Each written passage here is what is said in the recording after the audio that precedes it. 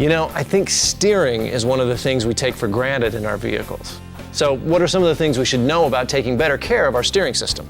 Well, I like to think of steering in two areas. First, the power assist, and second, the actual parts that steer the vehicle. I bet most people under 40 have never driven a car or truck without power steering. How true.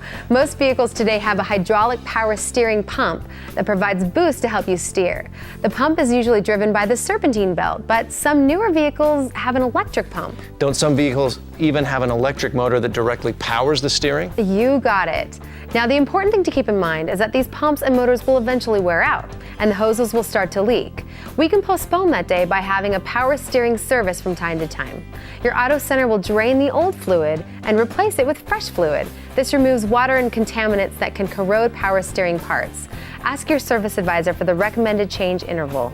Now, what about the mechanical steering parts? Is there anything you can do to maintain them? Well, if any of the steering parts can be lubed, your technician will take care of that with a lube, oil, and filter service. Other than that, just watch for signs that parts are wearing out.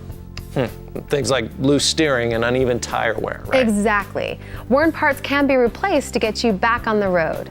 Now, sometimes parts can be bent or damaged from hitting potholes, curbs, or rocks like I do sometimes. But I think the important thing to remember is to take care of these problems early on. If you neglect them, the damaged parts stress other attached components. Kind of starts a chain reaction of damage. Exactly. Steering maintenance is pretty straightforward. Replace power steering fluid as recommended, fix worn or damaged parts right away. That'll save you money in the long run.